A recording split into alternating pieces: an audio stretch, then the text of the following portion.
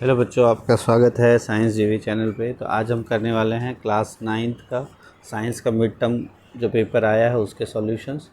तो इसमें हम मेनली एमसीक्यूज़ देखेंगे और डिटेल्ड आंसर की आपको बाद में मिल जाएगी। तो इसमें है plasma membrane is selectively permeable. ऐसा क्यों होता है? Because it controls what enters and leave the cell. दूसरा क्वेश्चन है phloem is damage in plant wall with the immediate effect. तो इसका सही आंसर होगा फ्लोएम, क्योंकि फूड को ट्रांसपोर्ट करता है तो फूड ट्रांसपोर्ट नहीं होगा। नेक्स्ट है animal lines in blood vessels. वो कौन से टिश्यू की बनी होती है? तो वो होती है सिंपल स्क्वैमर्स। इसका सही आंसर है सी। चौथा हो जाएगा how does the structure of collenchyma help support young stem and leaves. तो ये क्या करते हैं? कोलेनकाइमा का मेन काम क्या होता है? तो they are unevenly thickened walls allow flexibility and support. उसके बाद है which combination correctly list only living permanent tissues. तो लिविंग कौन कौन से हैं? तो पेरेनकाइमा, कोलेनकाइमा और कंपेनियन सेल्स। तो बिल्कुल यही सही है, क्योंकि स्क्लेरेनकाइमा डेड होता है आपका। फिर है a fish farmer wants to rear different types of fish together in one pond fully utilise available resource. तो कौन सी प्रैक्टिस अडॉप्ट करेगा? तो वो करेगा आपका कंपोजिट फिश कल्चर। इसको हिंदी में अगर देखना हो आपको हिंदी में भी देख लो। पहले का हो जाएगा कि कौन सा कथन सिद्ध करता है? तो यह केवल नियंत्रित करती है कि क्या प्रवेश करेगा क्या नहीं। यदि किसी फ्लोएम क्षतिग्रस्त है तो भोजन नहीं पहुंच पाएगा।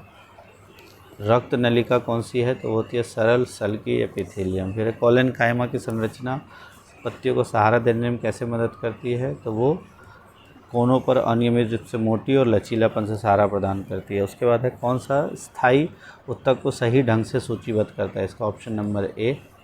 फिर है मछली किसान अलग अलग तरह की मछलियों को पालन साथ में करना चाहेगा, उसे हम कहेंगे मिश्रित मछली संवर्धन। अगला है अनाज भंडारण में नमी की क्या भूमिका है? तो नमी अनाज को संरक्षित करने में फफूंदी लगती है और अनाज खराब हो जाता है, तो यही इसका सही है। फिर मुर्गी पालक अंडे के उत्पादन में गिरावट के लिए कुछ पक्षियों के बीमार होने पर ध्यान देता है, तो वो किस पे ध्यान देगा? सबसे पहले चारे की गुणवत्ता, संभावित रोग और स्वच्छता। फिर उसके बाद बहुकोशिकीय जीव ऐसी कोशिकाएं होती हैं जो विशिष्ट कार्य करती हैं। बिल्कुल ये सही है। बहुकोशिकीय जीवों में सभी कोशिकाएं समान होती हैं और सभी कार्य करती हैं, तो ऐसा गलत है ये। तो इसका सी आंसर हो जाएगा। इंग्लिश में अगर हम देख लें तो रोल ऑफ मॉइस्चर जो है वो क्या करता है? High moisture leads to fungal growth and spoilage. Poultry farmer notices drop in egg production and some birds are sick, तो he should first check feed quality, hygiene and possible disease. और इसका जो है ऑप्शन नंबर ए सही है, ये गलत है। सी इसका सही आंसर हो जाएगा। उसके बाद नेक्स्ट अगर हम देखें, ये वाले आपके क्वेश्चंस इजी थे। अब नेक्स्ट हम सेक्शन बी के एमसीक्यू देखते हैं। इसमें कहा गया why does the temperature remain constant during melting of ice. तो heat use to increase temperature drops due to cooling, heat is not absorbed at all, heat is absorbed as latent heat. तो इसका सही answer हो जाएगा D.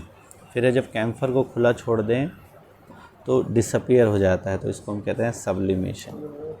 उसके बाद इसके हिंदी में अगर आप देखो तो अगला अगर देखें क्या है, बर्फ़ के पिघलने के दौरान तापमान स्थिर क्यों रहता है? तो ये है आपका गुप्त ऊष्मा के रूप में अवशोषित होता है।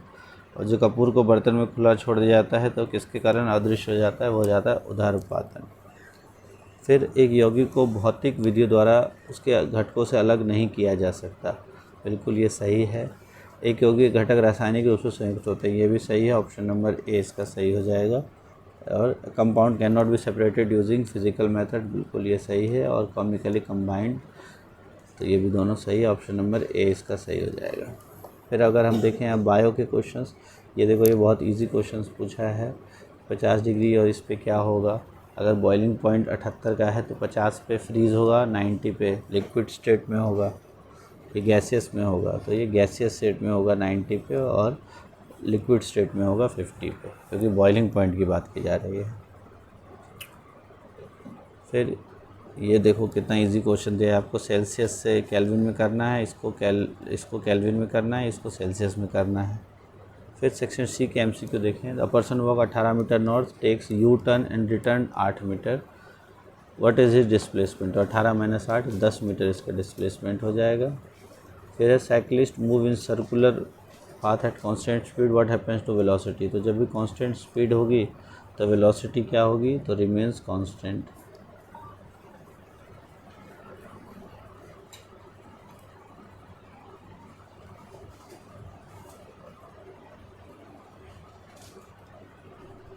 फिर है bus slows down from 25 metre per second to 10 metre second in 3 second. Acceleration क्या होगी, तो फाइनल माइनस इनिशियल, तो 10 माइनस 25 15/3 5, और क्योंकि स्लो डाउन हो रहा है तो -5 हो जाएगा इसका सही आंसर। फिर अगर बॉडी यूनिफॉर्म मोशन में है तो नेट एक्सटर्नल फोर्स एक्टिंग जो होगा उस पर वो क्या होगा, और क्या कहा जा सकता है, तो जो नेट फोर्स है अगर यूनिफॉर्म मोशन है तो यूनिफॉर्म मोशन में नेट फोर्स कितना हो जाएगा, वो 0।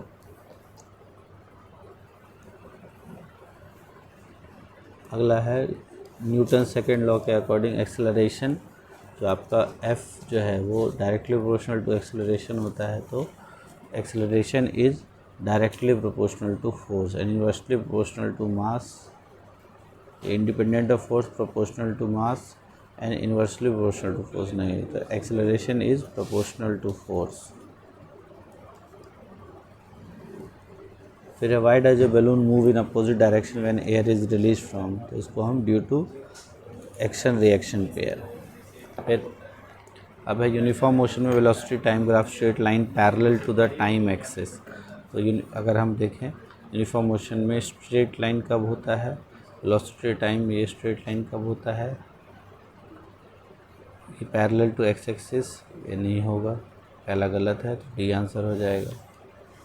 फिर heavy truck moving at 10 metre per second has more momentum than a light car moving at 10 metre per second, तो बिल्कुल सही है, जिसका वेट ज़्यादा होगा मोमेंटम उसका ज़्यादा होगा। Momentum increase with velocity only not with mass, गलत है, ऑप्शन नंबर सी। तो ये सारे MCQs थे। बाकी क्वेश्चंस अगर आप देखो इजी क्वेश्चंस आए थे, उसको डिटेल में हम इसके सॉल्यूशंस जो हैं वो आपको प्रोवाइड करा देंगे।